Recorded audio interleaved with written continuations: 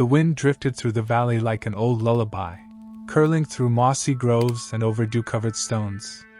Somewhere far away, a bell chimed once, then fell silent.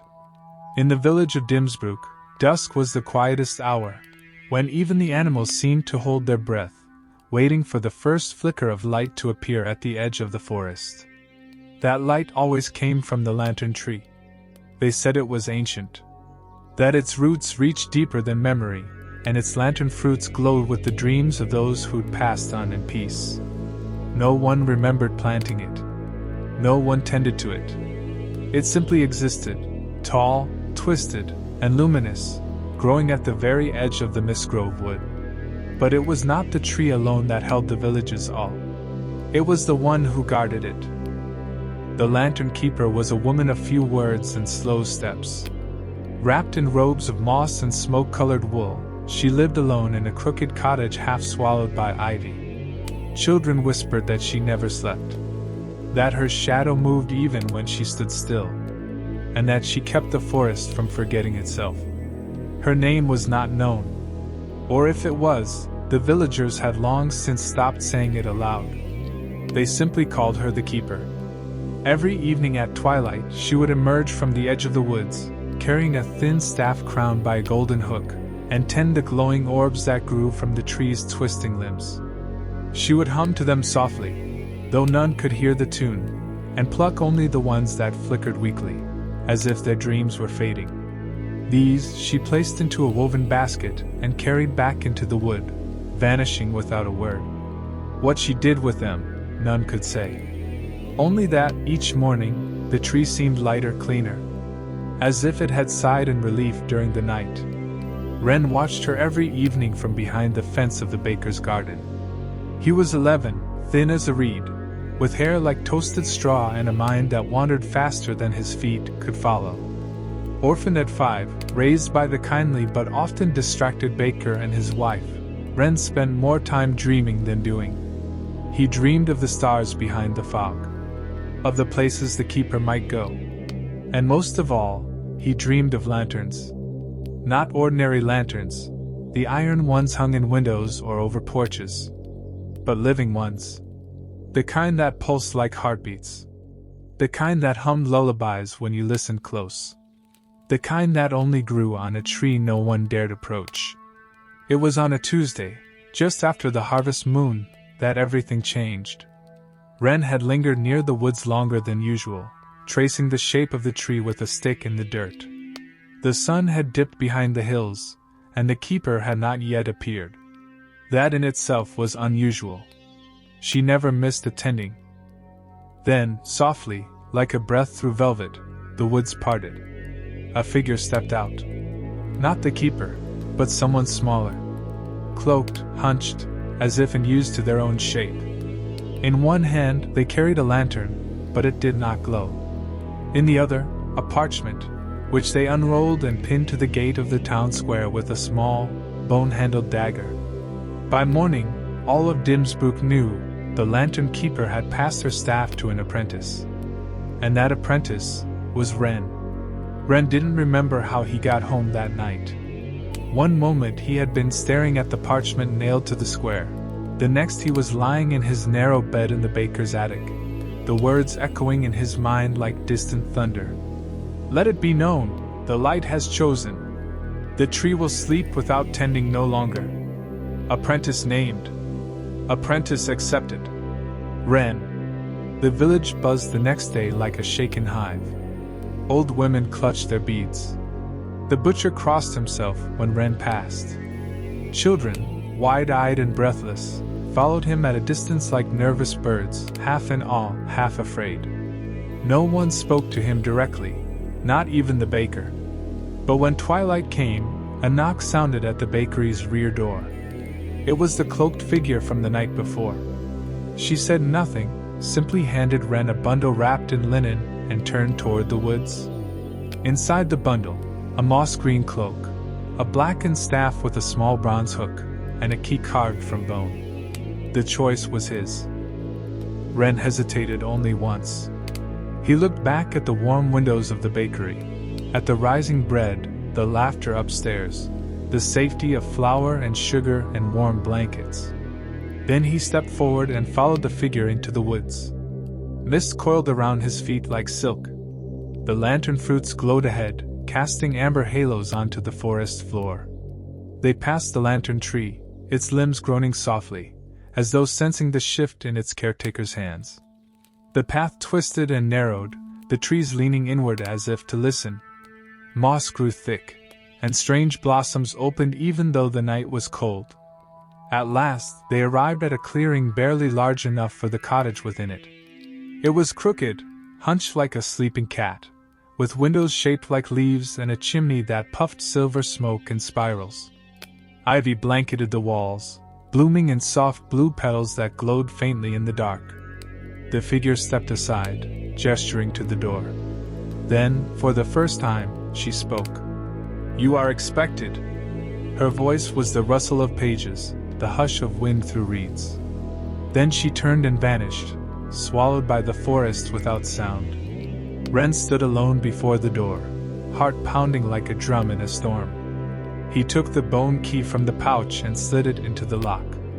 It turned with a sigh, and the door creaked open. Inside was a world unlike any he had seen. The walls were lined with lanterns, hundreds of them, some glowing faintly, some dark, some flickering with uncertain life.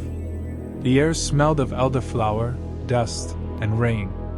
A fire crackled in a small stone hearth. A table waited, already set for tea. Beside it sat a tall, empty chair carved with stars.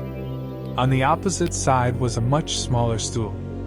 Wren stepped inside, the door whispering closed behind him. The warmth of the hearth wrapped around him like a blanket.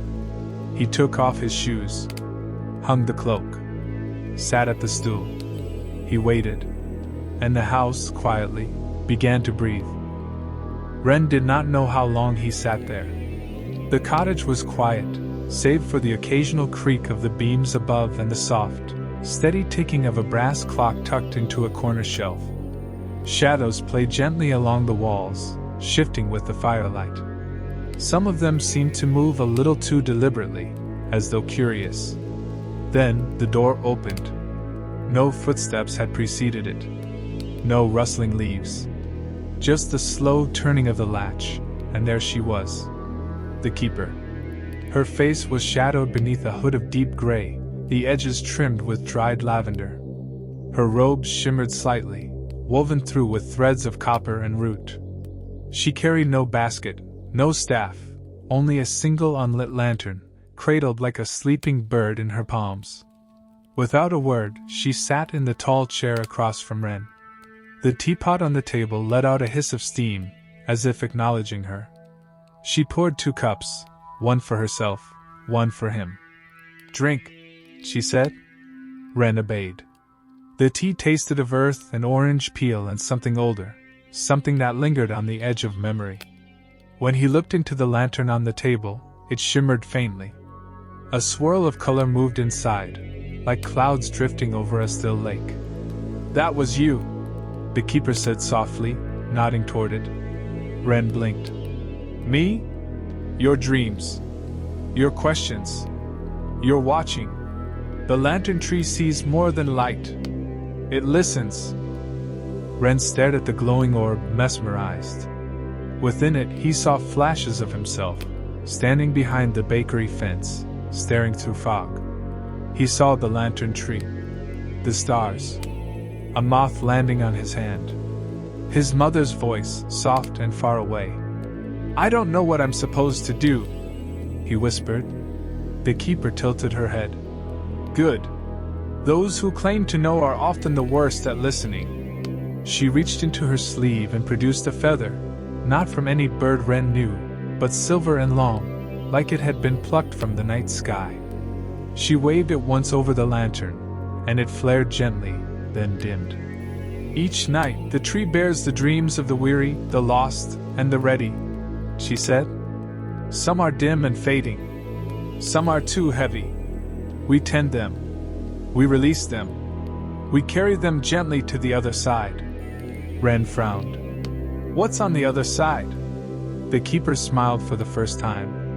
It was not unkind, but it was full of silence. "That," she said, "you will learn when you are ready to walk there." She stood, and the room responded. The lanterns lining the walls began to flicker to life, first one, then another, until they glowed like fireflies caught in amber. "Tonight," she said, handing him the staff he had received in the bundle, "we walk."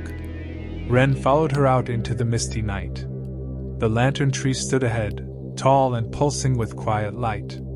Its fruits swayed gently, their glows waxing and waning like the breath of sleeping giants. The keeper gestured to a lower branch. "Pluck one." He reached up, fingers trembling. The lantern was warm in his hands, and as he pulled, it came free with a soft, sighing pop. The light inside flickered uncertainly. The keeper knelt beside him and placed both hands over his. "No," she whispered. "Listen." He did.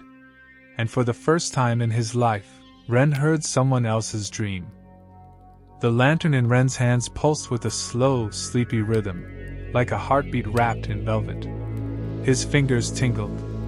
The glow seeped into his palms, not hot, but warm in the way candlelight feels on your cheek when you're half asleep. He closed his eyes. The forest around him faded. The fog, the grass, the lantern tree, all of it fell away until he stood beneath the soft and endless sky. And there, drifting like petals on the wind, were memories. They were not his. A pair of old hands brushing flour from a wooden table.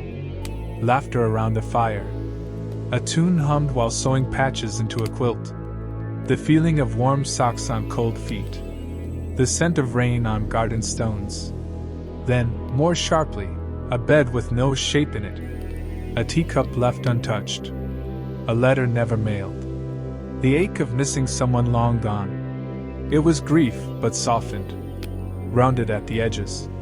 Something that had been carried for a long, long time. Ren opened his eyes.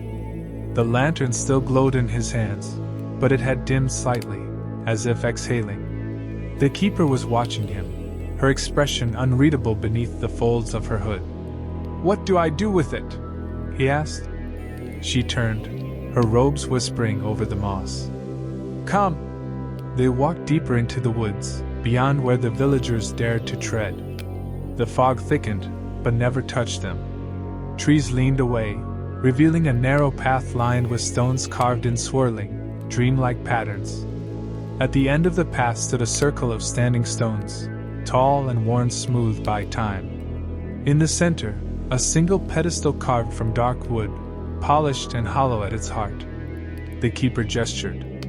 Ren approached and gently placed the lantern inside. The glow within flared once, then swirled, then slowly, like a leaf settling on water, faded to a gentle flicker. A breeze swept through the stones. The moss at their base shimmered as if nodding in approval. "She has been heard," the keeper said softly. Ren looked up. "Who was she?" The keeper looked toward the sky. "Not who, child. What remains? The shape someone's love left behind." They stood in silence. The lantern in the pedestal now glowed only faintly, barely more than a candle's memory. But it was peaceful. When they returned to the cottage, Ren felt something shift inside him. Not heavy, like grief, but calm, like a breath you didn't realize you'd been holding. The keeper did not speak as they entered. She placed her staff beside the hearth, pulled a book from a shelf of many, and handed it to Ren. The cover was blank. The pages inside were yellowed and empty. "You will write what you learn," she said. "One entry for each lantern. One memory for each soul." Ren nodded slowly, cradling the book to his chest. He slept that night beneath a window of soft glass, listening to the slow, quiet breathing of the lanterns hanging above. And in his dreams he walked again beneath the memory sky, holding a warm light in his hands. The next week passed like a soft-spoken song. Each evening, Ren walked with the keeper beneath the twisting boughs of the lantern tree, collecting flickering dreams.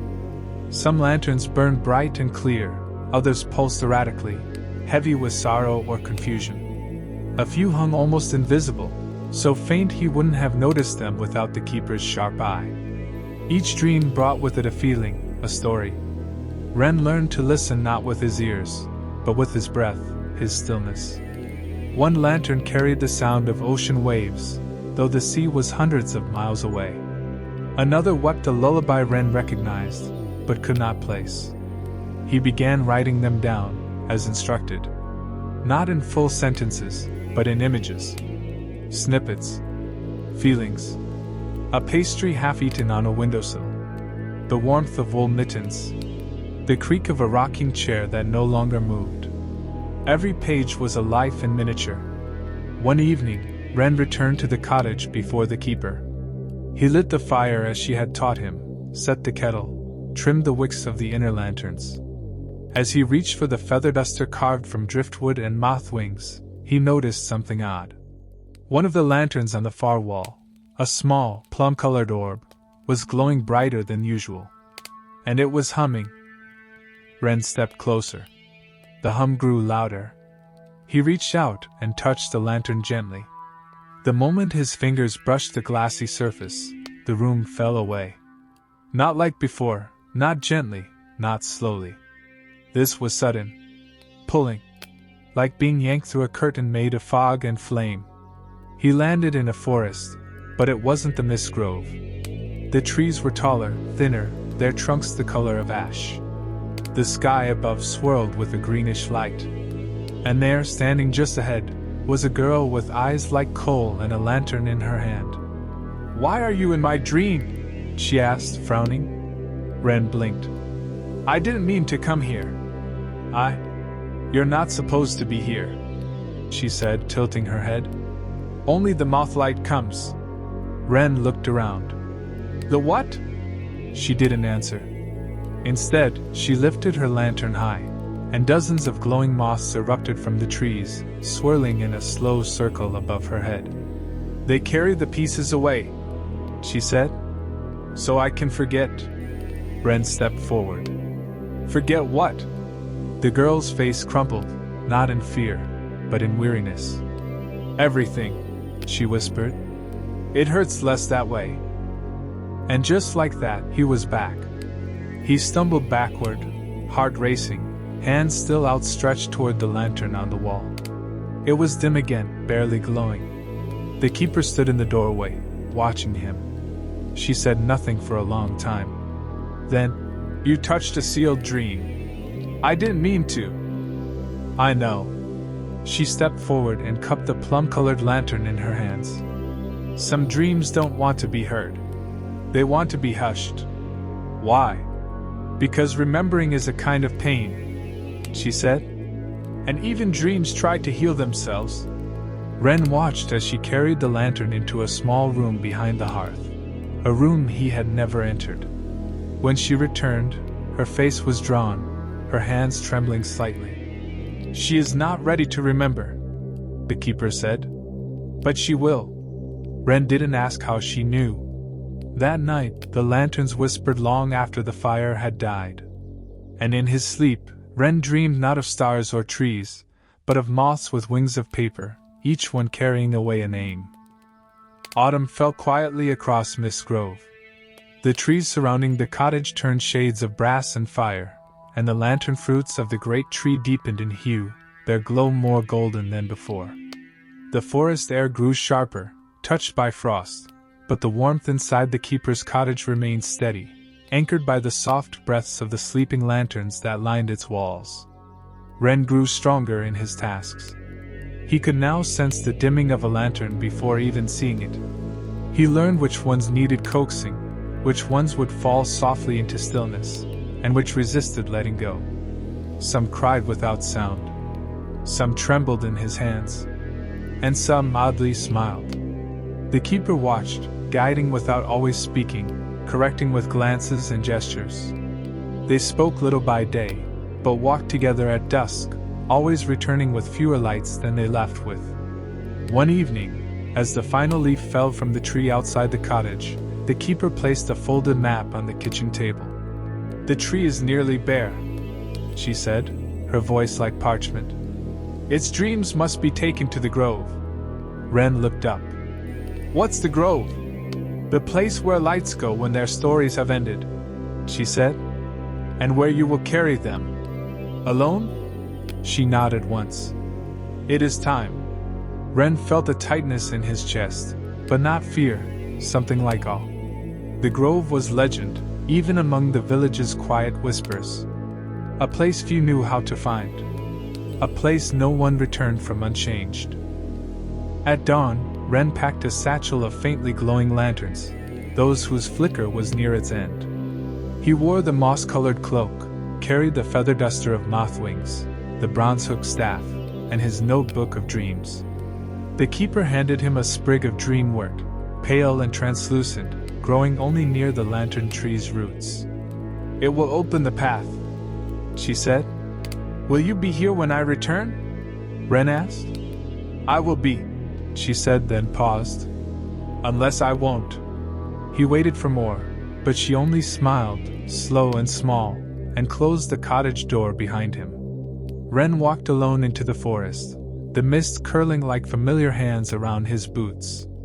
The lanterns in his satchel whispered gently, some sighing, others humming soft, almost forgotten songs. The map she'd given him did not show landmarks or roads. It showed feelings. Shapes of sorrow. Circles of hope. A curve of laughter, a ridge of regret. He followed it by listening, not looking. Hours passed. The forest grew stranger. Trees bent in half-formed bows, their branches heavy with leaves that shimmered like old silver. Birds sang in slow, spiraling notes, and the sky above turned from gray to violet to pale gold. Then, just as the light began to dim, he found it. A hollow in the trees, where the roots formed archways over a circle of still, black water. Dozens of unlit lanterns floated atop the surface, silent, empty, resting. This was the grove. Ren stepped inside the ring. The hush that fell around him was immense, not silence, but something deeper. Reverence. Memory laid down like moss. He knelt by the water, opened his satchel, and one by one, released the lanterns. They drifted out over the pool, each one dimming gently until only the soft memory of light remained. Some spun slowly, as if dancing. Others sank. Tears rolled down Ren's cheeks without warning. He did not know why. He did not wipe them away. When the last lantern was set adrift, the grove exhaled. The trees shifted. The air warmed. A small blossom opened at the base of an ash tree. And from the pool, something rose. From the still surface of the grove's water, a single lantern rose. It did not drift. It did not glow. It lifted with calm certainty, as if drawn by memory rather than motion. The water rolled off its surface in threads of silver, and the air around it shimmered faintly, as if holding its breath. Ren stood perfectly still. The lantern hovered at eye level, suspended in the center of the grove. Though it was dim, a faint glimmer pulsed within, like a firefly unsure if it should wake. He reached for it. His hands barely brushed the surface when the world shifted around him once more. He did not fall this time. He simply was elsewhere. The forest was gone. The grove, the water, the trees, all vanished. In their place stood a wide, warm kitchen with stone floors and high, wood-beamed ceilings. A woman stood at the counter, her back to him. She hummed as she worked, kneading dough, flour dusting the air like mist. She wore a faded apron. Her hair was dark and curled softly at the ends. Ren stepped forward, instinctively quiet though she hadn't seen him. Something about her felt familiar, like a melody heard in a dream. Then she turned. And Ren gasped. It was his mother. Not as he last remembered her, not pale and coughing in the bed by the window, but younger, smiling, strong. She looked right through him, unaware, but happy. Alive. He could not speak. The lump in his throat was too large. She moved across the kitchen, placing the dough into a rising bowl. The cat wound around her legs, purring. Outside the window, the orchard was in bloom, pink blossoms falling like snow. Then the door opened, and Wren, as a boy, no older than 5, ran in, arms full of leaves and twigs and something that looked suspiciously like a frog. He laughed. She scolded him half-heartedly. He laughed again. And still, the dream held. This was a memory, not one he had replayed in years. Maybe not even one he'd fully remembered. But here it was, glowing faintly in the lantern that hovered between waking and rest. He watched until the scene faded, the colors thinning into mist. Then the light around him dimmed, and he was back in the grove. The lantern rested gently in his hands now. Warm. Still glowing. He cradled it to his chest, tears once again finding their way down his cheeks. But these tears were not grief. They were gratitude. Above him, the trees rustled, not in wind, but in welcome. And from beyond the ring of roots, a voice whispered, "Now you understand." He turned. The keeper stood at the edge of the grove, her robes trailing like mist behind her. "You said I had to go alone," Wren said. "You did," she answered. "But I never said I wouldn't follow." She stepped forward, took the lantern from his hands, and gently placed it among the others that floated peacefully on the pool's surface. Wren looked up at her, and for the first time, noticed the tiredness behind her eyes, the soft weight of years carried without complaint. "You're leaving," he said. She nodded. "I am." "To where?" She smiled. "To rest." She reached into her sleeve and withdrew the feather, the same one she had used to draw light from his first lantern. She placed it in his hand. "You're ready, Wren?" And then she turned.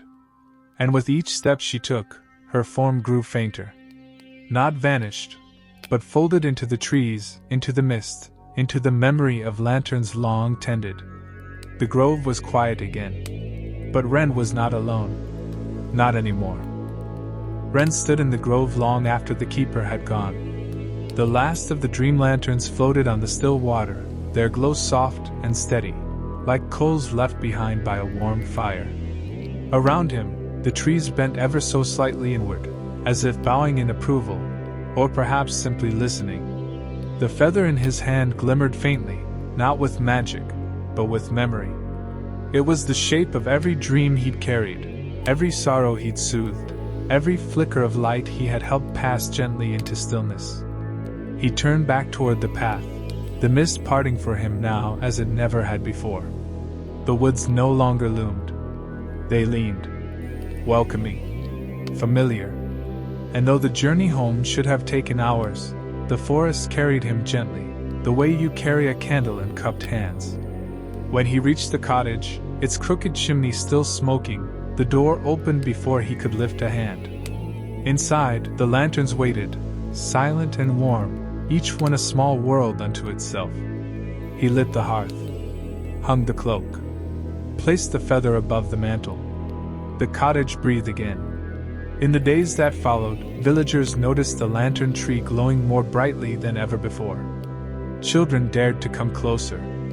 Some even claimed they saw Wren walking through the woods with lanterns floating behind him like a trail of sleepy fireflies.